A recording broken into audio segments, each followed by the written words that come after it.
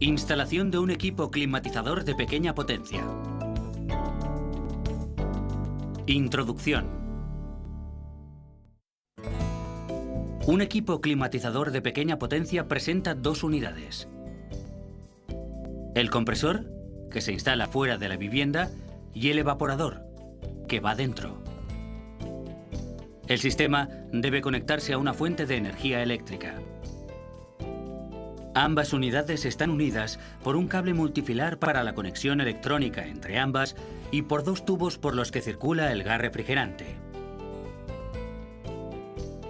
En estado líquido hasta el evaporador y en estado gaseoso entre el evaporador y el compresor. El agua producto de la condensación que genera el evaporador se elimina a través de un conducto conectado a un desagüe. Fijación de la unidad exterior. En primer lugar, mediremos la unidad exterior. Ancho de máquina, altura de la máquina y distancia entre anclajes. A la hora de decidir a qué altura situaremos la unidad exterior, dejaremos un espacio de seguridad respecto al techo.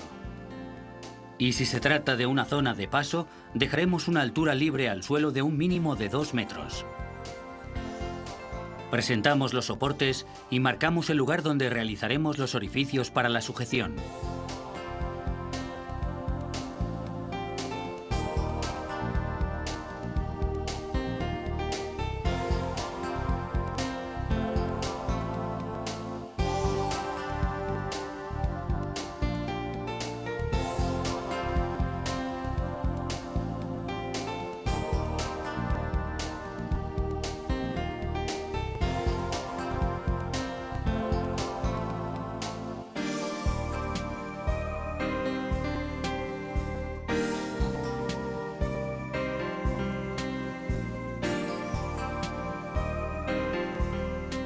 Una vez realizados los orificios, procedemos a fijar los soportes.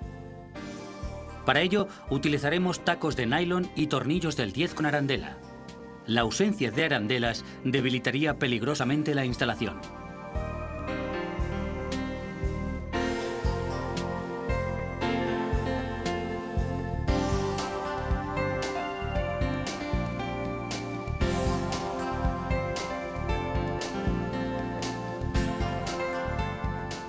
Una vez fijados los soportes, comprobamos de nuevo la distancia entre anclajes y si es correcta, ya podemos presentar la máquina exterior.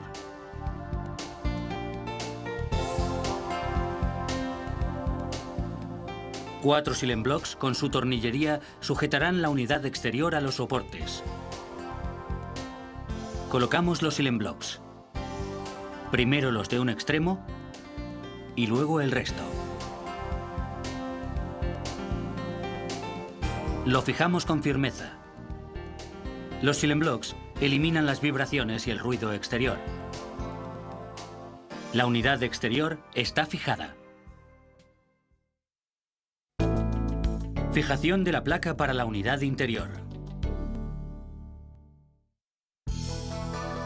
En primer lugar, medimos la anchura del aparato para determinar la distancia desde el extremo hasta el centro. A continuación, medimos su altura. Teniendo en cuenta la altura de la unidad interior, respetaremos una distancia al techo de entre 3 y 15 centímetros.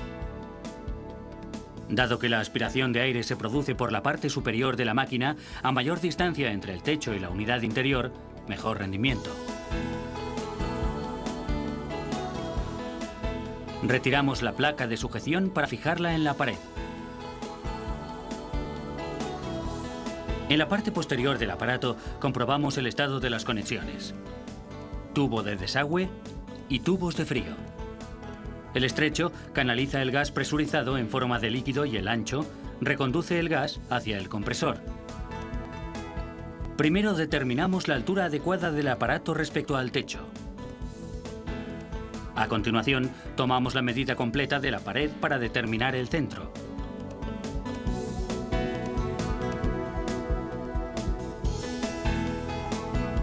Ya podemos realizar el orificio central que sujetará la placa.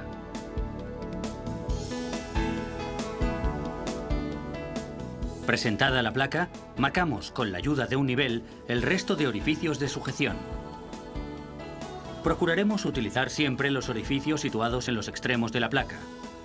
De este modo, conseguiremos mayor resistencia al peso de la unidad interior. Retiramos la placa y realizamos los orificios.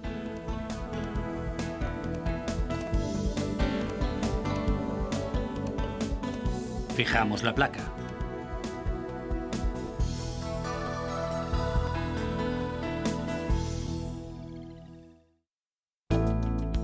Conexión de la unidad interior. A continuación, realizaremos el orificio en la pared que comunicará la unidad interior con la exterior. Primero taladramos desde el interior.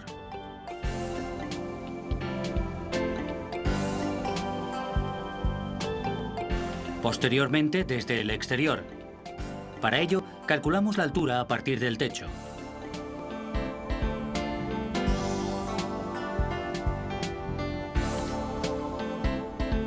Realizado el boquete de entrada, trazamos el recorrido de las conexiones, manteniendo un ligero desnivel y colocando una brida de sujeción cada 60 centímetros.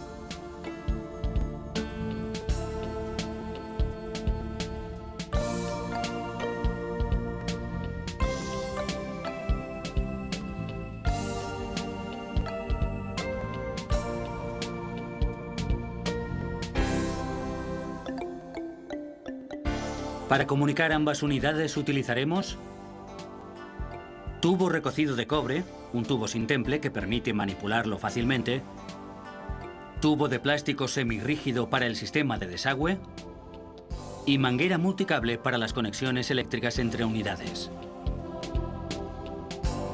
En primer lugar, extendemos los tubos de cobre para comprobar si su longitud es suficiente para llegar a la unidad exterior. Cuando la distancia entre la unidad interior y la exterior excede de la longitud de los tubos suministrados, deberemos prolongar la instalación soldando otra bobina de tubo recocido de cobre. Para realizar este tipo de soldaduras, utilizamos el abocardador con el husillo para hacer manguitos. En una primera fase, fijamos el anclaje del abocardador al tubo, teniendo en cuenta el diámetro del material utilizado. El extremo del tubo de cobre deberá sobresalir unos 5 centímetros. Fijamos el abocardador sobre su anclaje y actuamos sobre el extremo del tubo. A continuación, retrasamos el anclaje del abocardador 5 milímetros más y, cambiando el husillo inicial por el de la medida definitiva, repetimos la operación.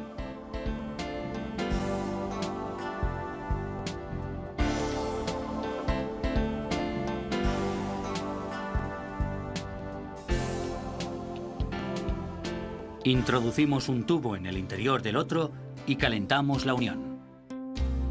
A continuación, calentamos la varilla y la introducimos en un frasco de decapante en polvo. Cuando la unión entre ambos tubos empieza a presentar un aspecto negruzco, aproximamos la varilla y procedemos a realizar la soldadura.